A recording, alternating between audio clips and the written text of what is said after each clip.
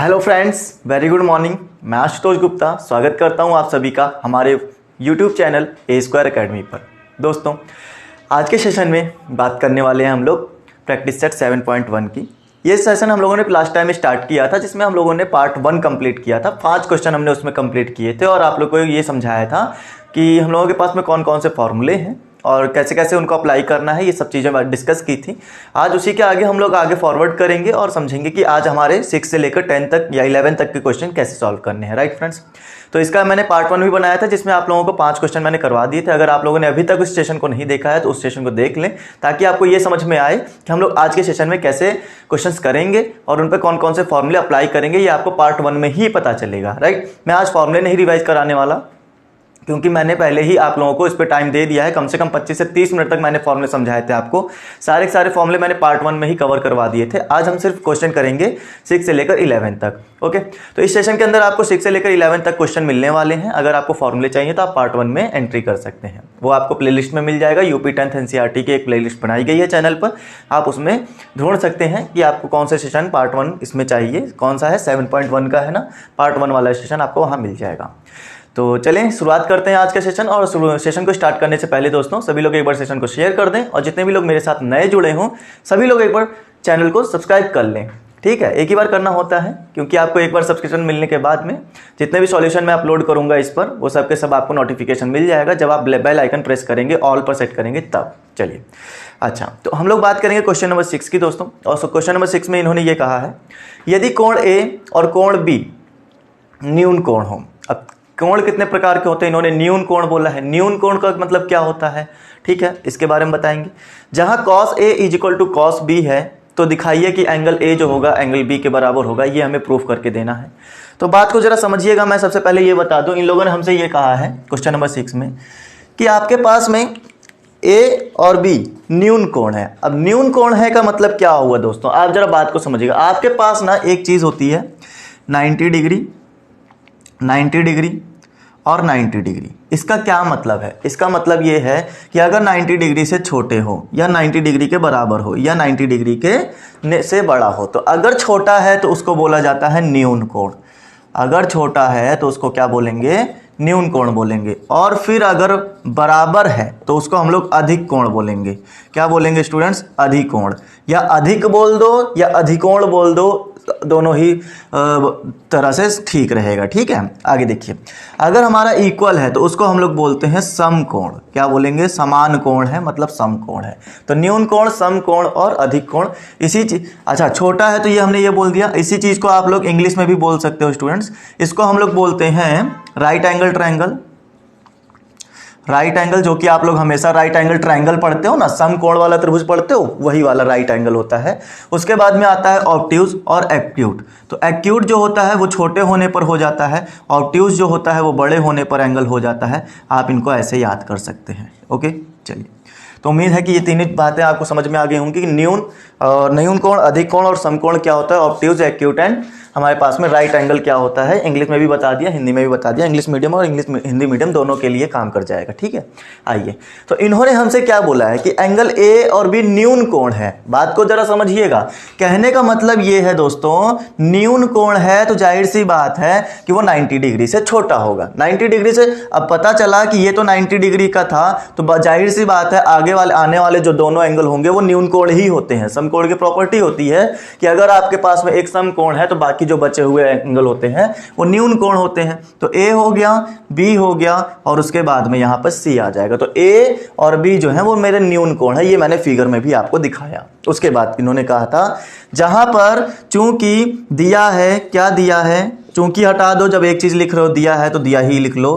फिर इन्होंने दिया है कि cos A जो है वो cos B का इक्वल है। ये इन्होंने खुद दिया है। और आपको प्रूफ क्या करना है? आपको प्रूफ ये करना है, प्रूफ दैट पीटी आपको ये करना है, सिद्ध करना है कि एंगल ए जो होगा वो एंगल बी के बराबर होगा। ये आपको यहाँ पर बताना है कि एंगल ए वाला एंगल बी के बराबर होगा। दोस्तों, उम्मीद है कि ये बात क्लियर। अच्छा, करेंगे कैसे? जो दिया है उसी के जरिए करेंगे। इन्होंने दिया है cos ए जो है cos बी का बराबर है, तो हम इसी का यूज करेंगे और देखेंगे। तो cos ए निकाला जाए सबसे पहले। राइट, cos ए निकालने के लिए हम लोगों को ये बताया गया है लास्ट टाइम के सेशन में कि आपके पास में लाल कक्का या PPB, पाकिस्तान भूखा प्यासा, ठीक है, तो PBP मैंने आपको बताया था, हिंदुस्तान हरा भरा, HHA बताया था, HHB बताया था। तो आप जरा यहाँ पे ये देखें कि मेरे को cos A निकालना है, cos A ये वाला एंगल निकालना है। और मैंने कहा था कि जो एंगल आप लेते हैं, cos के साथ में जो एंगल लिया गया है उसके सामने वाली भुजा लंब हो जाती है, ठीक है, सामने वाली भुजा लंब हो जाती है। जैसे ये वाली चीज़ है तो आपको ये लंब लेनी पड़ेगी, तो बचा हुआ ये वाला जो होगा आधार होगा, ये हमारा कर्ण होगा। ये बात मैंने आपको बहुत अच्छे से पार्ट 1 में बता चुका हूँ, ठीक है। आज फिर भी रिवाइज कर लेते हैं। अच्छा, इसका होता क्या है, मैं अगर हिंदी में बता दूँ आपको, तो लाल कक्का आप लोग पढ़ते थे, ठीक। उसके बाद में आप पढ़ते थे पाकिस्तान भूखा प्यासा, हिंदुस्तान हरा भरा। ये दोनों एक ही चीज़ है, कुछ अलग नहीं है। जिसमें बीच वाला जो होता था यही हमारा कॉस के लिए होता था, यही हमारा किसके लिए होता था, कॉस थीटा के लिए। अगर हिंदी मीडियम वाले बच्चे पढ़ रहे हैं तो A/K लगा देना, आधार बटे कर्ण हो जाएगा। आधार कहाँ पर है दोस्तों, आधार है ये, क्योंकि इसके सामने वाला ये बन गया है लंब, लंब बन गया है BC, तो हमने ले लिया BC, अपॉन में ये बन जाएगा AC। तो ये मेरा cos A आ गया दोस्तों, बात को जरा समझिएगा बहुत ध्यान से। ये मेरा क्या आ गया है, cos A आ गया। इसी तरह से cos B निकालेंगे, ये cos B, तो इसके सामने वाली भुजा लंब ये होगी, जो कि ऑलरेडी लंब है, और ये बची हुई आधार होगी। तो हम लोग लगाएंगे आधार बटे कर्ण। आधार मेरे पास में आ जाएगा BC, और नीचे जो है हमारे पास में क्या आ जाएगा, यहाँ पर AC आ जाएगा। राइट फ्रेंड्स, उम्मीद करता हूँ ये बात आपको पूरी तरह से समझ में आ गई होगी। ये बात आपके दिमाग और दिलो जहन में बैठ गई होगी कि दोनों ही वैल्यू मेरी बराबर आ रही हैं। इससे साबित क्या होता है, जरा इस बात को समझें। इससे साबित क्या होता है, इससे साबित ये होता है, इन्होंने कहा था ना, चूंकि दिया है, क्या दिया है, cos A बराबर cos B दिया हुआ है, तो आपने cos A की वैल्यू रखी BC अपॉन में AC, और यहाँ भी रखी BC अपॉन में AC रख दी। इससे क्या साबित होता है, इससे ये साबित होता है कि BC वाली BC के बराबर, AC वाली AC के बराबर, या यूं समझा जाए AC वाली BC के बराबर या BC वाली AC के बराबर, ऐसे आप समझ सकते हो। तो मतलब ये हो रहा है कि AC वाली BC के बराबर आ रही है, ये हम लोग कह सकते हैं। राइट, यहां से दो भुजाओं का अनुपात है, और दोनों ही भुजाओं का अनुपात हर बार क्या आ रहा है, बराबर आ रहा है, जिसकी वजह से हम कह सकते हैं कि दोनों भुजाएं हमारी क्या आ रही हैं, बराबर आ रही हैं। दोस्तों यहां पर अब आपको यहां पे ये जानना जरूरी होगा कि जब ऐसी दो भुजाएं बराबर आ जाएं किसी त्रिभुज के अंदर, जब किसी त्रिभुज के अंदर दो भुजाएं बराबर आ जाएं, तो इसका क्या मतलब है। आपको पता होगा कि समद्विबाहु त्रिभुज में एक बात बताई जाती है कि यदि दो भुजाएं बराबर हैं तो इनके अपोजिट कोण भी क्या होंगे, बराबर होंगे। उनके अपोजिट वाले जो विपरीत एंगल होंगे वो भी क्या होंगे, बराबर होंगे। तो हम यहां लिख सकते हैं, चूंकि समान भुजाओं के विपरीत कोण समान होते हैं, विपरीत कोण समान होते हैं, ये बात आपको यहां पे लिखनी चाहिए। और लिखने के बाद में अब आप जरा बताएं हमें, होते हैं, समान होते हैं। आप जरा ये बताएं, ये भुजा इस वाली भुजा के बराबर है, तो इसके सामने वाला एंगल A और इसके सामने वाला एंगल B भी आपस में क्या होगा, बराबर होगा। ये बात हमने यहाँ पर इस जरिए बता दी कि भाई भुजाओं का अनुपात बराबर आ रहा है हर बार। cos A निकाला, cos B निकाला, भुजाएं वहां पर रेशियो में आ रही हैं, वो भी हमारी बराबर आ रही। तो मतलब दो भुजाएं बराबर हैं, इसका मतलब दो भुजाएं बराबर हैं तो हमारा उनके विपरीत कोण भी क्या होंगे, बराबर होंगे। ये बात आपको याद होनी चाहिए दोस्तों, किसी भी त्रिभुज के लिए लगाई जा सकती है। ठीक है, चलिए आगे देखें, क्वेश्चन नंबर 7 क्या बोलता है। ठीक, क्वेश्चन नंबर 7 में आज हमारे पास में फिर से आपके लिए जो है सॉल्यूशन दिया गया है, सॉल्यूशन निकालना है आपको। कल हमने सॉल्यूशन वाले क्वेश्चन आपको समझाए थे, बिल्कुल उसी तरीके से आज फिर से हम लोग सॉल्यूशन करेंगे और देखेंगे कैसे हमको करना है। ये आपका एक प्रूफ वाला क्वेश्चन था, बेहतरीन क्वेश्चन था, आपको समझ में आया होगा उम्मीद करता हूँ। आगे देखिए, नहीं समझ में आया है कमेंट करके बता दीजिए, और इसके लिए एक सॉल्यूशन और कर सकते हैं कि आप लोग इस वीडियो को फिर से रिवाइंड करके देख सकते हैं और समझ सकते हैं कि हमने क्या बताया है आपको। ठीक है, अगर आपने पार्ट 1 नहीं देखा है तो जाहिर सी बात है प्रॉब्लम हुई ही होगी, इसमें मैं 100% बोल सकता हूँ। अगर आपने पार्ट 1 देखा होगा तो पूरी तरह से समझ में आया होगा कि हमने यहाँ पे क्या बातें बताई हैं। चलिए, cot थीटा = 7/8 दिया गया दोस्तों। प्रूफ नहीं, मान निकालना है, मान इसका निकालना है। मान किसका निकालना, वैल्यू निकालनी है हमको। 1 + sin थीटा, उसके बाद में 1 - sin थीटा, नीचे 1 + cos थीटा, 1 - cos थीटा, इनकी वैल्यू बतानी है। दूसरा एक और क्वेश्चन दिया है साथ में, उसको भी देख लें। cot² थीटा बताना है। ओके फ्रेंड्स, बहुत ही आसान है। आप जानते हैं कि ये वैल्यू निकालने के लिए कहीं ना कहीं हमको साइन चाहिए और कहीं ना कहीं हमको कॉस चाहिए, राइट। कैसे आएगा जरा इसके बारे में बात की जाए। देखिए मैं यहाँ पर लाल कक्का लगाना बहुत ही चीप आइडिया समझता हूँ, ठीक है। आप थोड़ा स्टैंडर्ड लेवल में क्वेश्चन किया करिए। मैंने पहले भी आपसे कहा था आसान चीज़ें सीखना तो आसान होता ही होता है, लेकिन मज़ा तो तब आता है जब कठिन चीज़ें भी आसान लगने लगे। तो हम कठिन चीज़ें आपको सिखाएंगे और आपको बताएंगे कि आसान कैसे बनाते हैं उसको, राइट। आपको मैंने 3 सरसमीकाएँ आपको याद करवाई थी पिछली बार कि sine square theta plus cos square theta is equal to 1 होता है, 1 plus tan square theta is equal to sec square theta होता है, 1 plus cot square theta is equal to cosec square theta होता है। 3 समीकरण थी, तीनों ही याद होनी चाहिए। उसके बाद आप यहां पर क्या अप्लाई करेंगे, आपके पास कॉट दिया गया है, कॉट के साथ में एक ही सरसमीका आती थी और वो ये आती थी दोस्तों 1 plus cot square theta is equal to cosec square theta. जबकि हमें कहीं भी कॉसेक का काम नहीं है, तब भी हम कॉट का लगा के कॉसेक निकालेंगे। क्यों? क्योंकि अगर कॉसेक आएगा तो कॉसेक का उल्टा करने से साइन आएगा। ये बात मैंने आपको लास्ट टाइम के सेशन में बता चुका हूं, ठीक है। आइए बताते हैं कैसे। तो 1 रखा, कॉट स्क्वायर कर दिया, 7/8 का स्क्वायर कर दिया, कॉसेक स्क्वायर अपनी जगह पर है। 1 प्लस 49/64, 7 7 49, 8 8 64 स्क्वायर कर दिया इज इक्वल टू में कॉसेक स्क्वायर थीटा। इसको उठा के एलसीएम ले लिया, यहाँ पर 1 ले लो चाहे, 64 कन्नम 64 नीचे आ जाएगा, 64 कन्नम 64 और 49 को 1 से करोगे 49 आ गया इज इक्वल टू में आ गया कॉसेक स्क्वायर थीटा। उसके बाद आप इनको ऐड कर दें, 9 4 13 का 1, 6 4 10 और 11, 113/64 दोस्तों, ठीक है। ये देखिए ये चीज़ हमारे पास में आ गई है इतनी। क्लियर इतनी बात?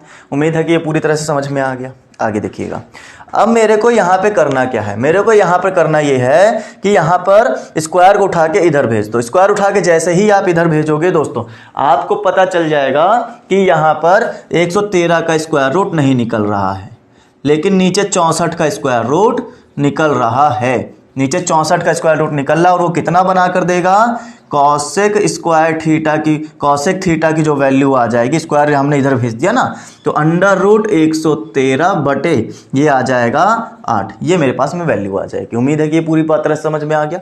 आगे देखिएगा, जब ये वैल्यू आ गई है तो मैं यहाँ लिख सकता हूँ, चूंकि मेरे पास में आ जाएगा कॉसेक का उल्टा करने से, कॉसेक का उल्टा करने से साइन का जो फॉर्मूला होता है, sine theta is equal to 1 cosec theta होता है। जैसे ही आप इसका उल्टा करेंगे तो आ जाएगा 8/√113।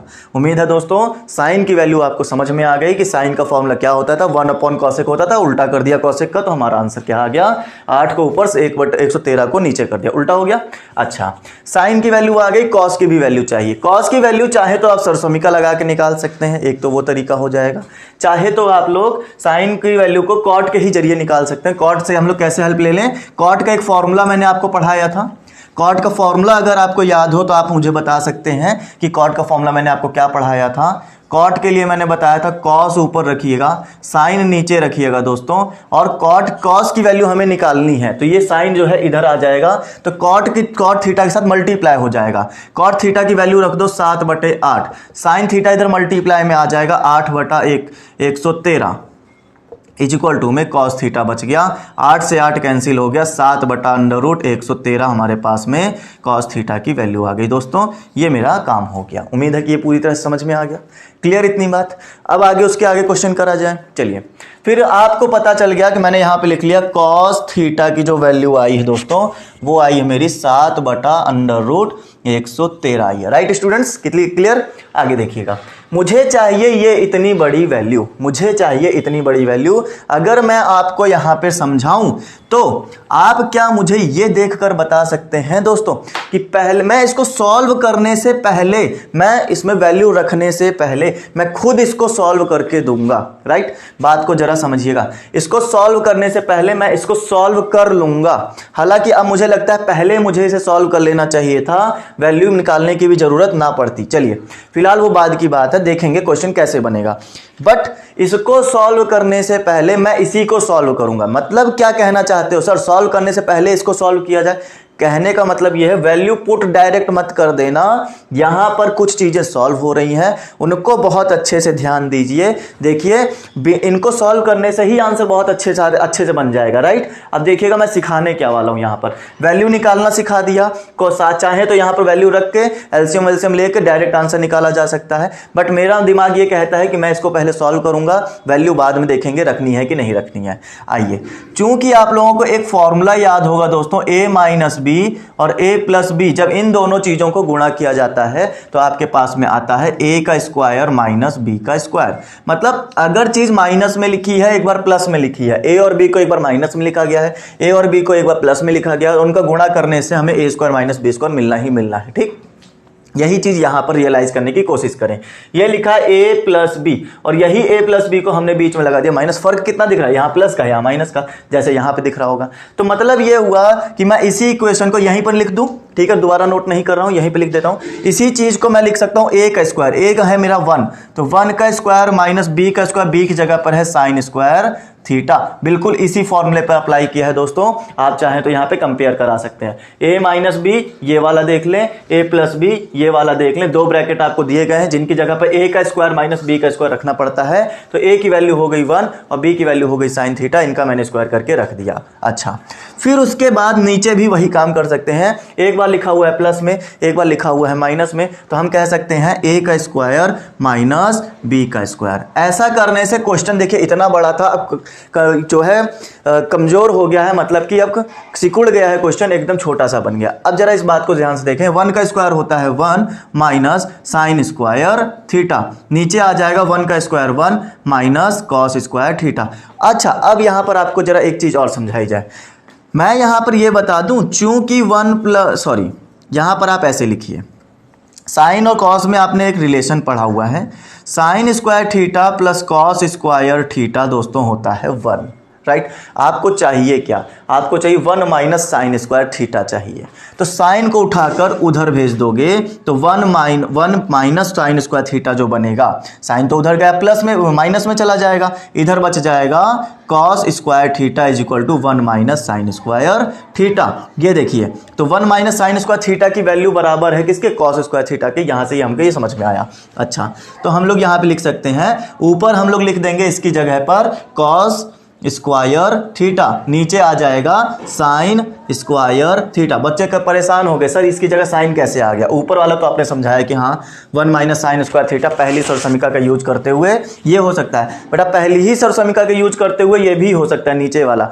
आपको कॉस उठा के उधर भेजोगे तो 1 माइनस कॉस स्क्वायर थीटा आएगा जो कि साइन के बराबर आएगा, राइट। ये चीज क्लियर। तो मैंने दोनों वैल्यू यहाँ पे पुट कर दी और आपको ये भी पता होगा कि cos theta upon sine theta हम इसको लिख सकते हैं टोटल का होल स्क्वायर, और cos theta upon sine theta होता है कॉट स्क्वायर थीटा या फिर कॉट थीटा और उसका स्क्वायर। जैसे ही आप इसको ओपन करेंगे आ जाएगा कॉट स्क्वायर थीटा।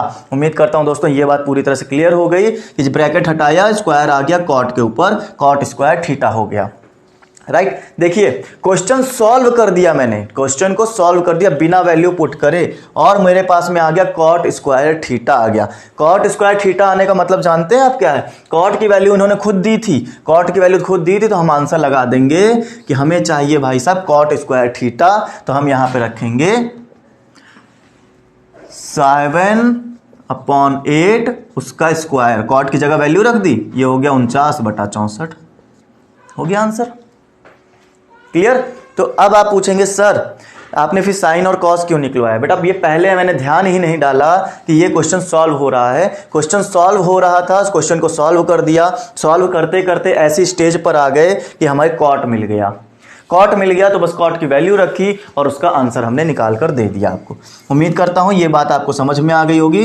क्वेश्चन में वैल्यू पुट करने से पहले, ठीक है, तो आप ये देखें क्वेश्चन सॉल्व हो रहा है क्या, क्वेश्चन सॉल्व हो रहा था ऑटोमेटिकली, उसको सॉल्व किया। अब ये जो चीज हमने निकाली भी थी ना, इसकी कहीं पर जरूरत ही नहीं थी हमें निकालने की, ये हमें कहीं जरूरत ही नहीं पड़ी निकालने की कि हमें इसे निकालना चाहिए, राइट। ये बात समझ में आ गई।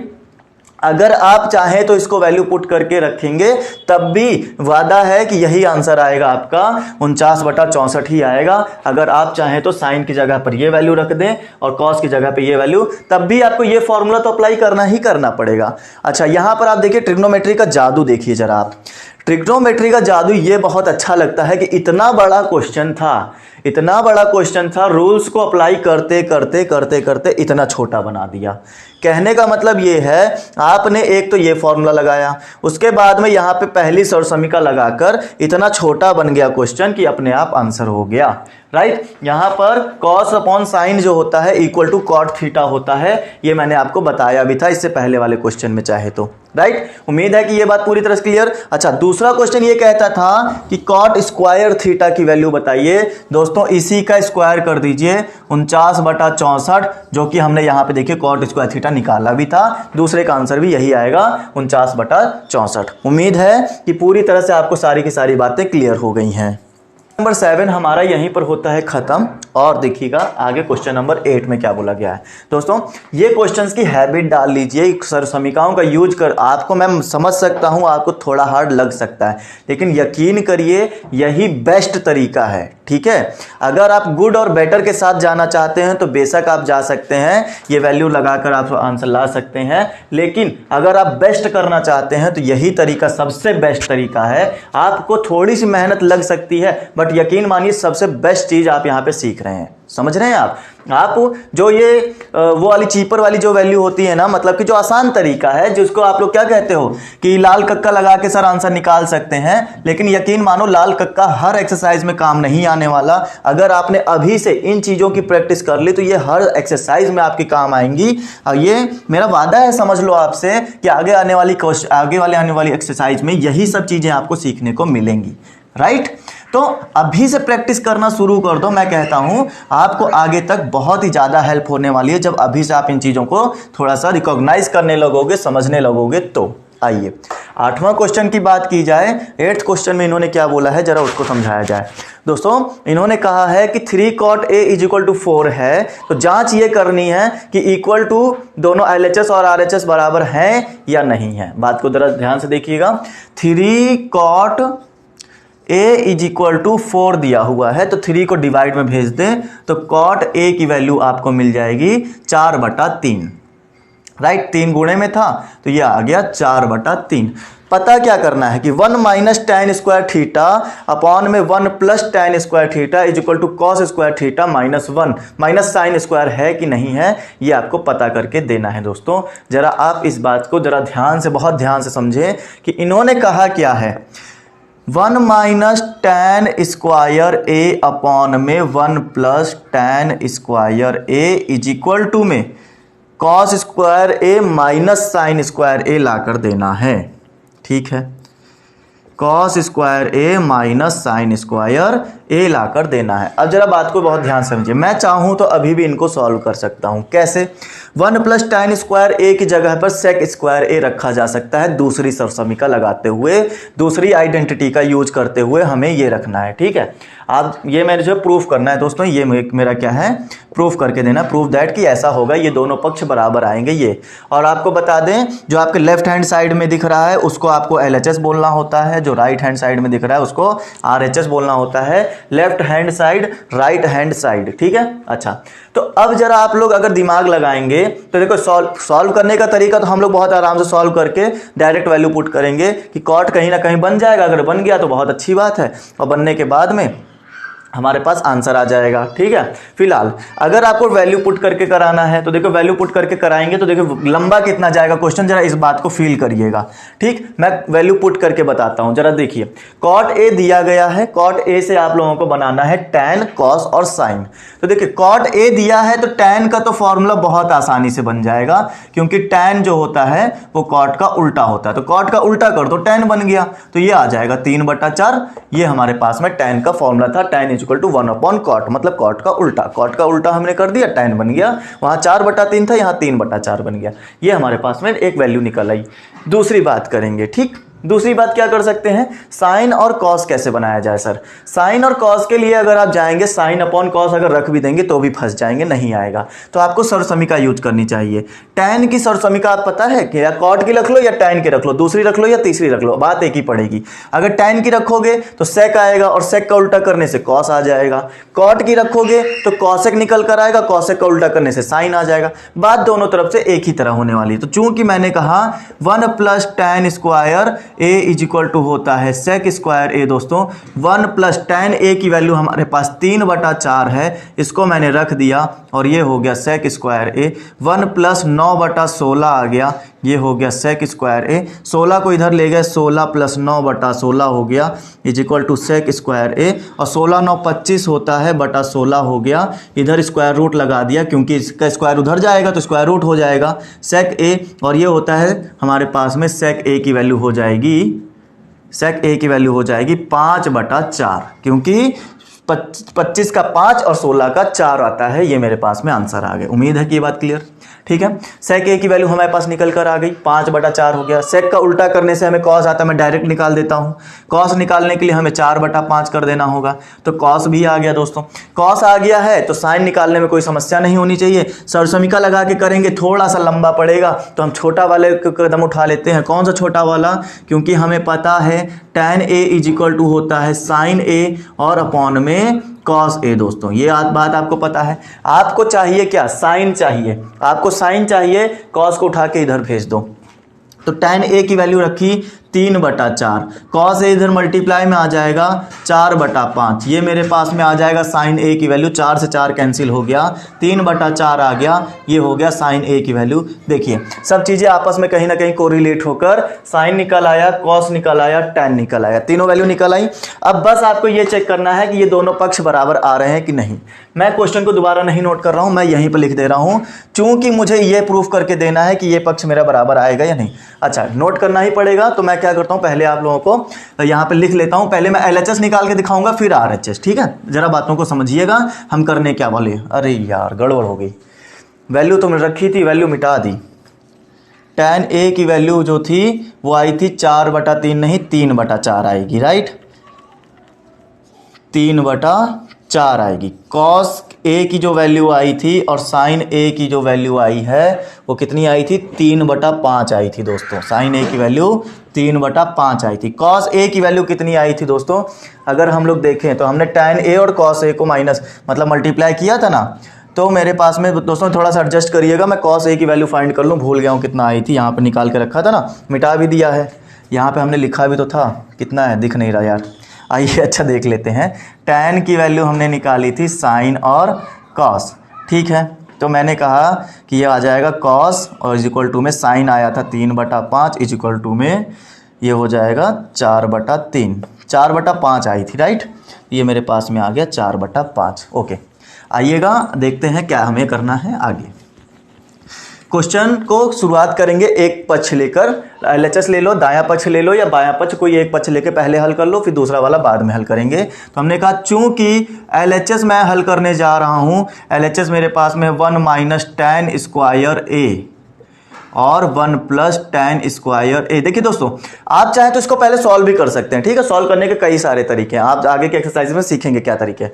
आप चाहें तो इसमें वैल्यू डायरेक्ट पुट करें तब भी आंसर आएगा। देखिए कैसे करने, अब इस बार ना पहले वाला क्वेश्चन सॉल्व करके सिखाया, इस बार वैल्यू पुट करके सिखा देते हैं। देखिए 1 माइनस tan ए की वैल्यू हमने निकाली है 3/4, तो हमने रख दिया 3/4 और उसका स्क्वायर, क्योंकि tan का स्क्वायर लगा हुआ है, 1 प्लस 3/4 का स्क्वायर। 1 माइनस ये हो गया 9/16, नीचे आ जाएगा 1 प्लस 9/16, यहाँ पर 1 ले लें क्या? अब आप कहेंगे सर 16 इकन्नम 16 और 16 को इधर किया माइनस उधर 9 हो गया, इधर आ गया 16 प्लस 9/16। देखिए बटे से बटा कट गया, ठीक है, बेस से बेस कट गया हमारा, डिनोमिनेटर से डिनोमिनेटर कट गया, ऊपर आ गया 16 में से 9 जाएगा तो बच जाएगा 7 और 16 प्लस 9 कितना हो गया? 25 आ गया। तो ये मेरे पास में LHS की वैल्यू आ गई। किसकी वैल्यू आ गई? LHS की वैल्यू आ गई। उम्मीद है ये बात क्लियर हो गई। अच्छा 16 इधर से बचा, ये 16 माइनस 9 ऊपर 7 बचा, नीचे बचा 16 प्लस 9 25। अच्छा RHS देखिए दोस्तों, RHS क्या कहता है? RHS के लिए हम लोग ये कह सकते हैं कॉस स्क्वायर ए माइनस साइन स्क्वायर ए निकालना था। कॉस स्क्वायर कितना है? 4/5 है, तो यहाँ पे रख देंगे 4/5 का स्क्वायर माइनस 3/5 का स्क्वायर। ये हो गया 16/25 और ये हो गया 9/25। देखिए दोस्तों 25 एक जैसा है तो इसलिए एक बार लिख लेंगे, 16 में से 9 जाएगा, डायरेक्ट मैंने माइनस कर दिया 7/25। LHS और RHS देखिए दोनों ही 7/25 आ रहा है, मतलब ये हुआ कि जी हाँ RHS इक्वल टू LHS है। इन्होंने पूछा था है या नहीं, तो हम आंसर देंगे है, इक्वल टू है। ठीक है, चलिए अगला क्वेश्चन देखा जाए। क्वेश्चन नंबर 9 क्या कहता है?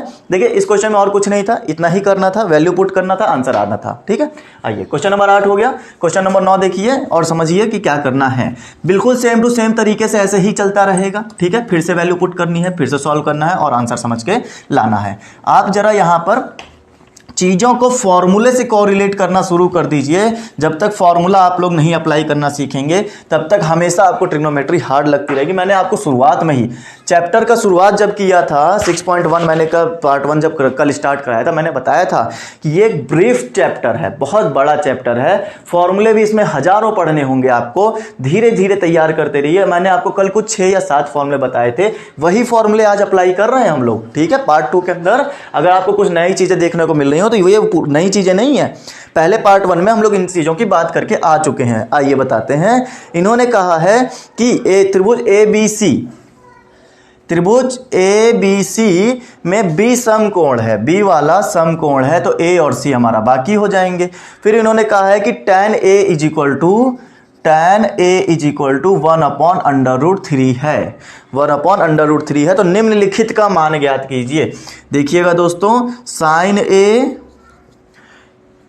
cos C plus cos A, हालांकि दोस्तों ये एक फॉर्मूला होता है, आप लोग जब आगे स्टैंडर्ड में पढ़ते जाएंगे तो आप लोगों को पता चलेगा कि ये एक तरह का फॉर्मूला है जिसका आंसर बहुत आराम से निकाला जा सकता है। ए की वैल्यू डायरेक्ट निकाल कर भी हम आंसर निकाल सकते हैं, लेकिन आपको सभी सारे रूल बताए नहीं गए हैं, इसलिए हम डायरेक्ट आंसर नहीं निकालेंगे, हम लोग वैल्यू के जरिए ही आंसर निकालेंगे, वैल्यू पुट करेंगे तब आंसर आएगा। देखिएगा tan A is equal to 1/√3 होता है, बिल्कुल सही बात है। और अब हमें चाहिए sin A cos C, sin A और cos C चाहिए। tan A से तो सिर्फ और सिर्फ A ही बनेगा, C नहीं निकल पाएगा, तो C निकालने के लिए हमें लाल कक्का का यूज करना ही पड़ेगा। ठीक है, आइए देखते हैं। तो सबसे पहले मैं आपको ये दिखाता हूं, ये जो लिखा हुआ है tan A का जो फॉर्मूला होता है लाल कक्का के अकॉर्डिंग, ये है लंब और उसके बाद में ये है आधार। अगर एंगल पकड़ो, ए वाला एंगल पकड़ो तो इसके सामने वाला ये होता है लंब, तो लंब हमारे पास में दिया गया है 1। दोस्तों यहां से कंपेयर करा लो, ये 1 आ गया, ये √3 आ गया। और अब अगर आप कर्ण निकालना चाहते हो तो कर्ण का जो स्क्वायर होगा वो होगा आधार का स्क्वायर प्लस लंब का स्क्वायर, तो ये हो जाएगा आधार मेरे पास में आ गया 1 का स्क्वायर, लंब आ गया √3 का स्क्वायर। और आप चाहें तो इसको सॉल्व करें तो आ जाएगा 3, और 3 के साथ में ये आ गया 4, और 4 का स्क्वायर रूट होता है 2, मतलब ये मेरे पास 2 आ गया। पाइथागोरस लगा के मैंने यह सॉल्व कर दिया। अगला स्टेप पाइथागोरस था, आप नोट करेंगे, पाइथागोरस पूरा डिटेल में बताएंगे। चलिए आगे देखें, हमें चाहिए क्या? हमें चाहिए sin A। हमने sin A निकाल लिया, चूंकि sin A इक्वल टू होता है लंब बटे कर्ण। ठीक है, परपेंडिकुलर अपॉन हाइपोटेनियस होता है। अच्छा, ए चाहिए ना, एंगल ए, एंगल ए के सामने वाला लंब होता है, मतलब ये हमारा 1 आ जाएगा, कर्ण आ जाएगा 2, मतलब ये आ गया। साइन ए के बाद चाहिए कॉस सी।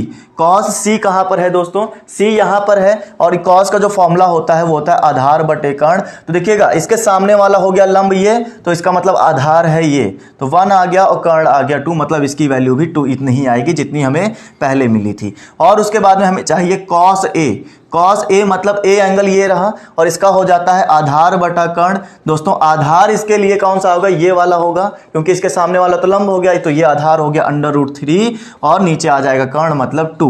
फिर उसके बाद मुझे चाहिए साइन सी। साइन सी मैंने लगा लिया। अब सी वाला तो यहां पर है, तो इसके सामने वाला हो गया लंब, लंब हो गया √3, और नीचे आ जाएगा कर्ण मतलब 2। देखिए चारों वैल्यू मैंने सामने रख दी हैं, अब बस आपको सॉल्व करना है। तो मैं यहीं पर सॉल्यूशन कर दूं। सॉल्यूशन के लिए, ठीक है, सॉल्यूशन के लिए मैंने यहां पर सॉल्व करना शुरू किया। साइन ए की वैल्यू रखी 1/2, कॉस सी की वैल्यू रखी 1/2, √3/2 और √3/2। राइट, सबको गुणे में रखना है क्योंकि ये सब गुणे में होते हैं दोस्तों। बीच में प्लस लगा है तो बीच में प्लस लगा दिया। 1/4 प्लस √3 को √3 से किया होगा तो आपको पता चल गया होगा 3 आएगा, नीचे आएगा 4। और देखिएगा 4 4 एक जैसा है तो 1 + 3 ऊपर हो गया, मतलब ऊपर भी आ गया 4, नीचे भी आ गया 4, कैंसिल किया तो 1 आ गया। मतलब इसको सॉल्व करेंगे तो आंसर कितना आएगा दोस्तों, 1 आएगा। ये मेरे पास में पता चल गया। उम्मीद है कि पूरी तरह से क्लियर हो गया दोस्तों, ठीक है। ये आपके सामने क्वेश्चन लग गया। दूसरा देखिएगा क्वेश्चन नंबर 2 क्या कहता है। क्वेश्चन नंबर 2 में इन्होंने कहा है cos A cos C sin A sin C, cos A cos C minus sin A और sin C का फॉर्मूला निकालना है। cos A है क्या, बिल्कुल है। cos C है, बिल्कुल है। sin C और sin A भी है, मतलब सब वैल्यू ऑलरेडी निकली है, बस आपको सॉल्यूशन करना है। देखिएगा सॉल्यूशन करने के लिए मैंने रख दिया cos A की वैल्यू मैंने रखी √3/2, okay friends, into cos C की वैल्यू मैंने रख दी 1/2, माइनस sin A की वैल्यू मैंने रख दी 1/2 और sin C की वैल्यू मैंने रख दी √3/2। ये सब वैल्यू रखने के बाद आपको पता चला होगा √3 को जब 1 से किया तो √3 ही आएगा, 2 को 2 से करोगे 4 आ जाएगा, यहाँ भी √3/2 आज 4 आ जाएगा। आप देख सकते हैं दोनों ही वैल्यू सेम है, बट इसके पास माइनस है, इसके पास प्लस है, कटने के बाद में आ जाएगा 0। ये मेरे पास में आंसर हो गया दोस्तों। पहले का आंसर 1 आ रहा है, दूसरे वाले का आंसर 0 आएगा। ये बातें हमें यहाँ पे समझ में आती हैं।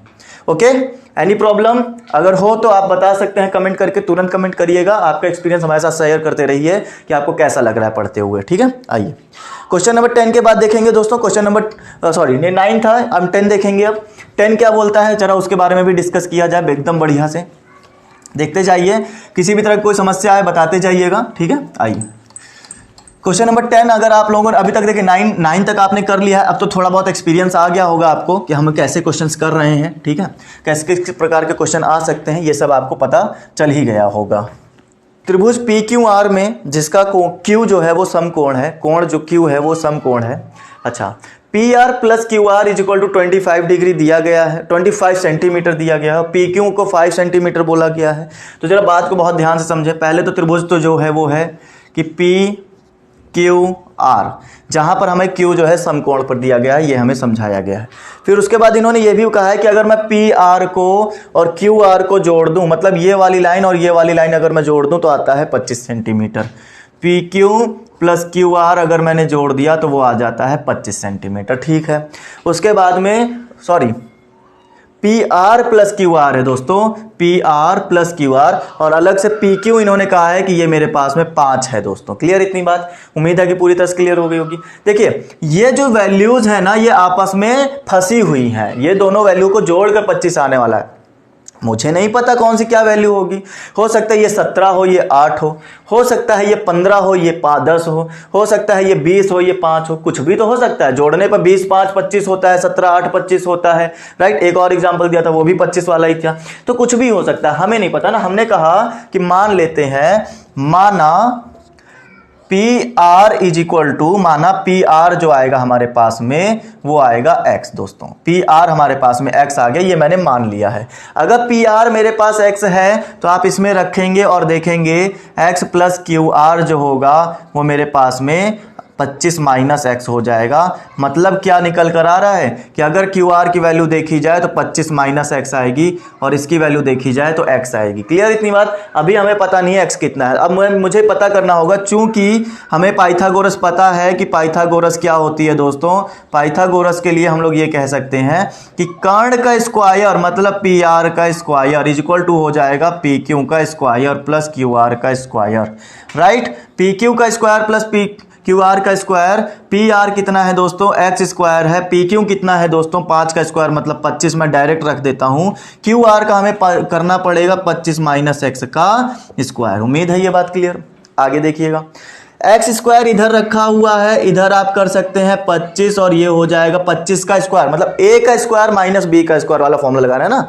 a - b का होल स्क्वायर है तो हम लगाएंगे a का स्क्वायर मतलब 25 का स्क्वायर + b का स्क्वायर - 2ab। 2 को हम लोग मल्टीप्लाई कर देंगे a से, उसके बाद में b हमारे पास में आ गया इतना। उम्मीद है ये बात क्लियर। देखिए प्लस का x² इधर भी आप चाहें तो इधर ला के काटें या चाहे दोनों को ऐसे ही काट दें कि भाई प्लस का दोनों तरफ रखा हुआ है एक जैसा है तो कट जाएगा। और उसके बाद में आप देखेंगे कि मेरे पास में यहाँ पर आंसर जो बनने वाला है, ये देखिए ये 50x है ना, इसको उठा के इधर ले आए क्योंकि x वाली क्वांटिटी एक तरफ आ जाएगी, तो इधर आ गई 50x। ये हो गया 25 और 625, 25 प्लस 625 दोस्तों टोटल हो जाएगा 650। तो ये हो गया x को अब 50 से डिवाइड करेंगे जब, तो आपको पता चल जाएगा 5 से काटा 13 बार, तो x की वैल्यू आ जाएगी 13। और जब x की वैल्यू 13 आ गई मतलब PR मेरा कितना आ गया, PR मेरा x था उसकी वैल्यू आ गई 13 सेंटीमीटर, और QR मेरे पास में कितना आ जाएगा 25 माइनस 13 आ जाएगा, मतलब 12 आ जाएगा। ये मेरे पास में इसका आंसर हो गया। ये कितना हो गया 12 हो गया, और ये मेरे पास कितना हो गया दोस्तों 13 हो गया। ये दोनों ही वैल्यू आप लोग नोट करके रखिएगा, ठीक। आपको अब करना क्या है, आपको चाहिए tan p sin p cos p बताइए। देखिए बेहद ही आसान चीजें पूछी गई हैं। जब सारी की सारी वैल्यू निकल कर आ चुकी हैं तो अब आपको tan p cos p और sin p तो बहुत बचपन से निकालते चले आ रहे हैं, राइट। आइए क्या करेंगे, tan p होता है लंब बटे आधार, ठीक है। लाल कक्का के अकॉर्डिंग अगर आप बात करें या पाकिस्तान भूखा प्यासा वाली थ्योरम अगर लगा लें आप, ठीक है, वो एक तरीका लगा लें तो उससे भी आपको पता चल जाएगा क्या होता है। तो लाल बटे आधार मतलब लंब बटा आधार, p के अकॉर्डिंग अगर हम बात करें, p के सामने वाला होता है ये लंब, लंब हमारे पास में दिया गया है 12 और आधार हमारा बन जाएगा ये वाला, तो मतलब हो जाएगा 12/5। साइन p की बात करिए, ये रहा p, उसका पहले तो वो बता दीजिए लंब बटे कर्ण रखना है। लंब इसके सामने का हो जाएगा 12 और कर्ण हमारे पास निकल कर आया है 13। cos p आधार बटे कर्ण, आधार p के अकॉर्डिंग हम बात करें तो आधार हमारे पास में है 5 और कर्ण हमारे पास में है 13। ये हमारे पास सबकी सब वैल्यू निकल कर आ गई, राइट फ्रेंड्स। साफ साफ आपके सामने लिखा हुआ है, आपको पूरी तरह समझ में आ गया। ऐसी कोई चीज़ नहीं होनी चाहिए जो इसमें ना समझ में आई हो। पूरा का पूरा डिटेल्ड में आंसर बताया गया है, पूरी की पूरी वैल्यू आपको निकाल के दिखा दी गई है। उम्मीद ये है कि पूरी तरह से समझ में आ गया, ठीक है। अभी तक अगर आपने सेशन शेयर नहीं किया है, खत्म करने की कगार पे आ गया, तो अभी भी आप सेशन को शेयर करें और बता दें सबको कि हाँ आप लोगों ने कुछ नई चीजें सीख ली हैं, आपको अपनी सिलेबस का एक एक्सरसाइज पूरी तरह से आ गया है। आइए देखते हैं क्वेश्चन नंबर 11 क्या कहता है। बेहतरीन तरह से रचा गया है क्वेश्चन को, ठीक है। उसमें काफी कुछ आपको लॉजिकल चीजें सीखने को मिलेंगी। लॉजिकल चीजें जैसे अभी हम सिखाएंगे तो आपको पता चल जाएगा कि कैसे। आइए देखते हैं। तो आप लोगों ने मेरे से एक लेसन पढ़ा होगा दोस्तों, त्रिभुज, ठीक है। मैंने सभी के सभी सेशंस कवर किए हैं। त्रिभुज वाला लेसन जब आपने मेरे से पढ़ा होगा तो मैंने वहाँ पर आपको समकोण त्रिभुज जब पढ़ाया होगा तो कई सारी चीज़ें समकोण के बारे में बताई होंगी। आज उनको यूज करने का समय आ चुका है। आइए देखते हैं कैसे। इन्होंने पहला क्वेश्चन ये पूछा है 11th का पहला क्वेश्चन। पहली बात तो ये बता दें कि इन्होंने कहा है कि बताइए कि निम्नलिखित कथन कौन सा सत्य है और कौन सा असत्य है। कारण सहित उत्तर की पुष्टि करनी है। कारण जरूर बताइएगा। आपने सत्य बोला है तो क्यों बोला है, असत्य बोला है तो क्यों असत्य बोला है, ये कारण बताइएगा। tan a का मान सदैव 1 से कम होता है। tan a का मान सदैव 1 से कम होता है, क्या सत्य है या असत्य है? सोच के देखिए। आपको कहीं भी ऐसी थ्योरी नहीं बताई गई है जहां आप ये तय कर सकें कि a का जो भी मान आएगा, tan a का मान वो मेरा हमेशा 1 से कम आएगा। या यूं कहा जाए tan के साथ में कोई भी एंगल रखा हो तो क्या उसका मान हमेशा 1 से कम ही आएगा, कभी 1 से ज्यादा नहीं आ सकता। कैसे पता करेंगे, कैसे पता करेंगे कि tan a का मान 1 से कम आएगा? आप जरा मुझे सोच के बताइए। एक एंगल है मेरे पास में, ठीक है, एक त्रिभुज है मेरे पास में ABC। अगर इस त्रिभुज के लिए मैं आपको tan a निकालने की बात करूं, tan b निकालने की बात करूं या tan c निकालने की बात करूं, तो आप मुझे क्या कह सकते हैं? आप कहेंगे सर हर बार हमें लंब अपॉन कर्ण, लंब बटे आधार, लंब बटे आधार और लंब बटे आधार ही तो रखना होगा। आप जरा इस बारे में सोच के बताइए, क्या हमें कहीं भी ऐसा रखना होगा क्या कि नहीं कहीं पर कुछ भी बदल जाएगा? हाँ, रखते समय जो है इनकी वैल्यू बदल सकती है। क्यों? क्योंकि लंब के सामने वाला आधार हो जाता है। एंगल अगर आप ध्यान देंगे तो इसके सामने वाला जो आधार है वो लंब बन चुका है और इसके लिए आधार हमारा AB काम करेगा। अगर आप B की बात करें तो उसमें कोई परिवर्तन नहीं आएगा। लंब हमारे पास में AB दिया गया है, आधार हमारे पास BC हो जाएगा। और अगर आप C की बात करेंगे तो AB अपॉन BC बिल्कुल वैसा ही आ जाएगा। देखेंगे तो वैल्यू में इन दोनों में तो कोई फर्क नहीं, बट इनमें फर्क आ रहा है, ठीक है। BC अपॉन AB, हालांकि उससे कोई फर्क नहीं पड़ता। लंब अपॉन आधार, लंब अपॉन आधार, लंब अपॉन आधार हमेशा रखा जाता है। समकोण त्रिभुज की बात करिए। समकोण त्रिभुज की एक प्रॉपर्टी हमने आपको त्रिभुज पढ़ाते समय बताई थी कि इस त्रिभुज में जो कर्ण होता है वो सबसे बड़ी भुजा होती है। जरा बात समझिएगा, जो कर्ण होता है, ठीक है, वो सबसे बड़ी भुजा होती है। मतलब कर्ण जो है आधार से भी बड़ा होता है, कर्ण जो है लंब से भी बड़ा होता है। बात को बहुत क्लियरली समझिएगा।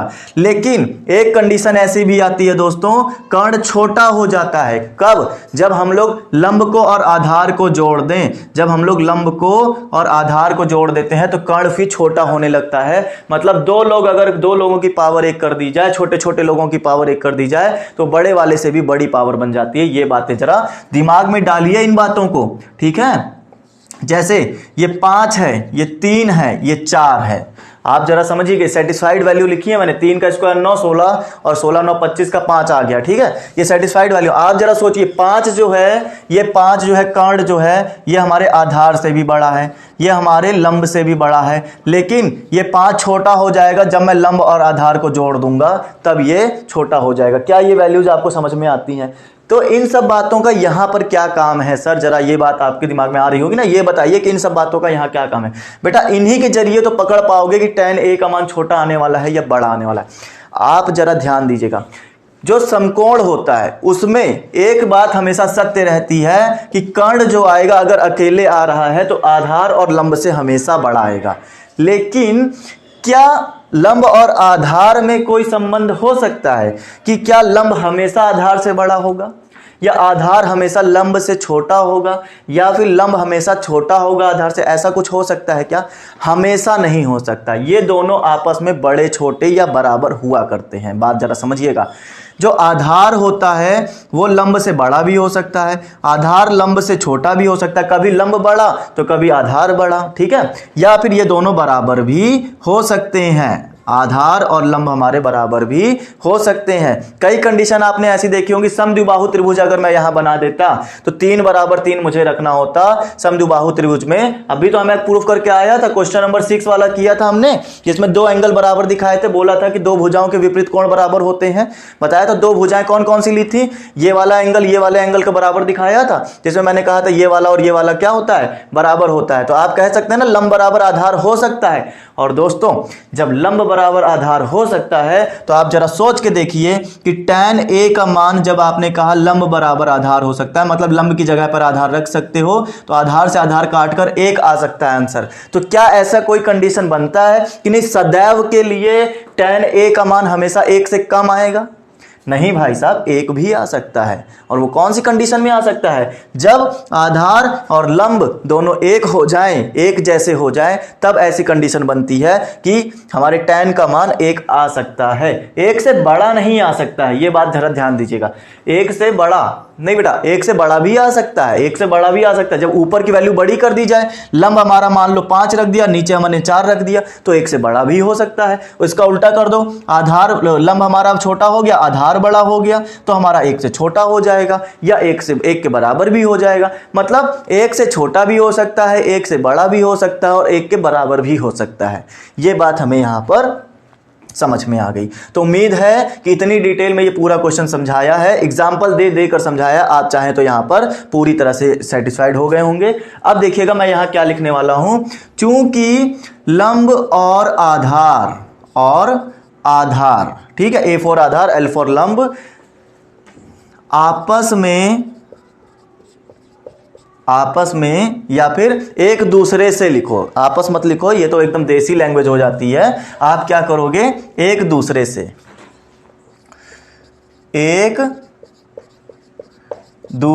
से छोटे, बड़े या बराबर हो सकते हैं।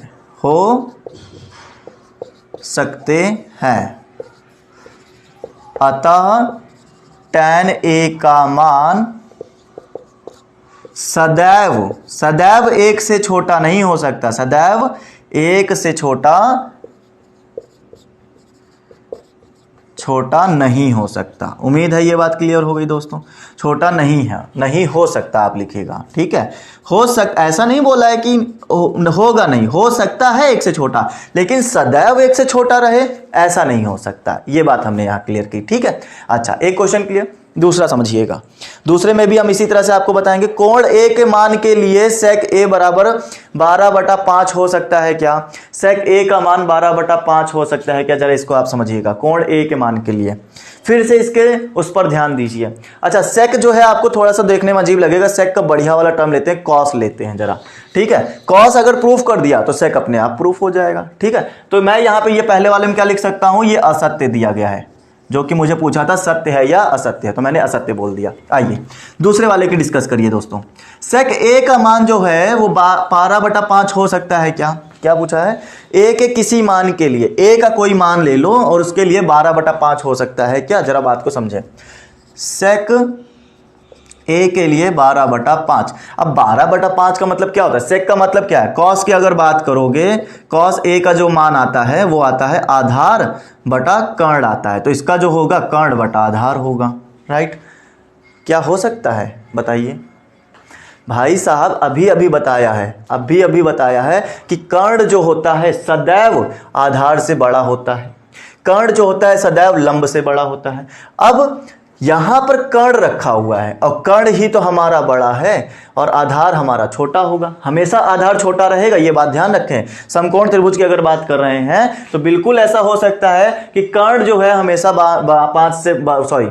कर्ण हमेशा आधार से बड़ा होता है, ये बात मैंने आपको अभी अभी बताई थी। इसका मतलब ये सत्य बोल रहा है, ये सत्य बोल रहा है। हाँ, ये ऐसा हो सकता है भाई साहब, किसी मान के लिए 12/5 आ सकता है, बिल्कुल आ सकता है, क्योंकि कर्ण जो होता है वो आधार से बड़ा होता है और हमें दिख भी रहा है कि कर्ण की वैल्यू 12 रखी गई है, ए की वैल्यू 5 रखी गई है, ये मुझे दिख भी रहा है, तो इसका मतलब ये सत्य है। इसी तरह से आप चाहें तो इसके लिए भी बोल सकते हैं 5/12। जी हाँ, बिल्कुल, कर्ण हमेशा बराबर बड़ा होता है। देखिए कर्ण बड़ा दिख रहा है, ये जो है छोटा दिख रहा है, इसका मतलब ये आंसर सही है। आइए अगला देखिएगा।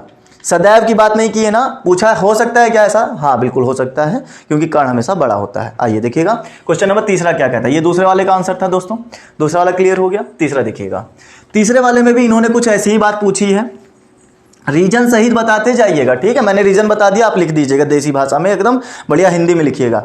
कॉस ए कोण ए के कोसेकेंट के लिए संक्षिप्त रूप। देखिए दोस्तों, आपको एक बात बताई जाए कि यहाँ पे संक्षिप्त रूप कुछ होते हैं, ठीक है। जैसे साइन का जो होता है ना, साइन थीटा पढ़ते हैं, इसका जो बड़ा वाला रूप होता है वो होता है साइन, ठीक है। कॉस का जो बड़ा वाला रूप होता है वो होता है कोसाइन, और इसी तरह से टैन का जो बड़ा वाला रूप होता है, टैन थीटा जो लिखते हैं उसका जो आप रूप लिखते हैं वो होता है टेंजेंट, टेंजेंट होता है, ठीक है। इसी तरह से कोटेंजेंट आता है, सेकेंट आता है, और कॉसेक का जो होता है वो कोसेकेंट आता है। इस तरह से आप जरा बात को समझिएगा। इनके तीन जो विपरीत वाले होते हैं ना, कॉसेक का जो कोसेकेंट आता है, सेक का सेकेंट आता है, उसके बाद में कॉट का जो होता है वो कोटेंजेंट आता है। यहाँ पे टेंजेंट है वो कोटेंजेंट हो जाता है। तो ये इनके बड़े बड़े रूप होते हैं जिनका संक्षिप्त रूप हम लोग यूज करते हैं। ये बड़ा वाला रूप है, ठीक है। तो ये बड़ा वाला रूप है जिसकी जगह पे हम साइन यूज करते हैं, ई हटा देते हैं, थीटा हमारा एंगल का काम करता है, कोसाइन लेते हैं। इन्होंने पूछा है कि कॉस ए के लिए, कॉस ए के लिए क्या हम लोग कॉसकेंट का यूज करते हैं, कॉसकेंट का यूज करते हैं? जी नहीं। कोसेकेंट के लिए तो मैंने बताया ना, कॉसेक का कोसेकेंट हो, कॉसेक सेकेंट हो जाता है, कॉसेक कैंट हो जाता है, सेक का सेकेंट हो जाता है, ये बात मैंने यहां बताई थी। तो ये तो जो है कॉसेक का है भाई साहब, ये तो कॉसेक का है। कॉस का जो होता है कोसाइन होता है, कॉस का कोसाइन होता है, टैन का टेंजेंट होता है, तो कॉस का कोसाइन होता है कॉसेक। ये जो आपका कोसेकेंट लिखा हुआ है ये हमारा कॉसेक का है, ये हमारा कॉसेक का संक्षिप्त रूप लिखा हुआ है, ठीक है। सेक का सेकेंट हो जाएगा, वो सेक का संक्षिप्त रूप हो जाएगा। तो ये जो चीजें आप समझिएगा, ये यहां पर ये इनकी बड़े फॉर्म लिखे हुए हैं, ठीक है। फुल फॉर्म जो लिखा हो जाता है, ये शॉर्ट फॉर्म लिखा हुआ है। तो आप रीजन देंगे, जी नहीं, कोसेकेंट जो होता है कॉसेक का होता है, कॉस का कोसाइन होता है, इसलिए ये असत्य दिया गया है। जो तीसरा वाला है वो हमारा दोस्तों असत्य है, इसको आप क्या बोलेंगे? असत्य है, ये इसका आंसर हो जाएगा, असत्य है। चलिए दूसरा क्वेश्चन देखिए, कॉट और ए का गुणनफल होता है क्या? आप जरा बताएंगे क्या? कॉट ए हम लोग जो लिखते हैं, कॉट ए जो लिखा हुआ है यहाँ क्या कॉट अलग और ए अलग हो सकता है? इसका क्या ये गुणा किया गया है? जी नहीं, गुणा नहीं किया गया है। आपको क्या लगता है कॉट एक कॉट जो है वो एक स्वतंत्र वैल्यू है क्या?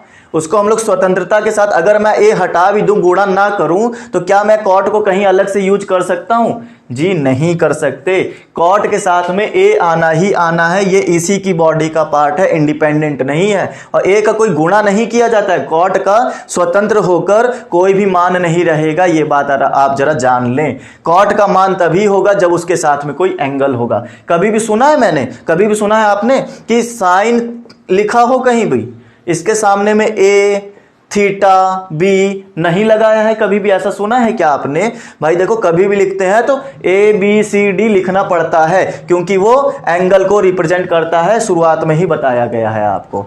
तो ये भी हमारा असत्य है, यहां पर गुणा नहीं किया गया। गुणा किया जाता तो मैं ए को हटा पाता, मैं कह देता भाई गुणा नहीं करना है मुझे, ठीक है। जरूरी है मैं 5 में 6 का गुणा करूं? नहीं करूंगा, 5 को स्वतंत्र यूज करूंगा मैं। तो 5 तो चलो स्वतंत्र वैल्यू है जो यूज कर सकते हैं, बट कॉट स्वतंत्र वैल्यू नहीं है, कॉट को आप अलग से यूज नहीं कर सकते। इसका यूज करना है तो एक एंगल देना ही देना पड़ेगा, मतलब ये असत्य बोल रहा है, यहां पर गुणनफल नहीं होता, ये इसी के बॉडी का पार्ट है, ठीक है। आइए, किसी भी कोण थीटा के लिए साइन थीटा बराबर 4/3, किसी भी कोण के लिए क्या 4/3 ले सकते हैं आप? जरा बताइएगा मुझे, आप जरा सोच के देखिए, फिर से उसी तरह सोचिए। साइन थीटा बराबर 4/3 होता है लंब अपॉन में कर्ण, क्या ऐसा हो सकता है?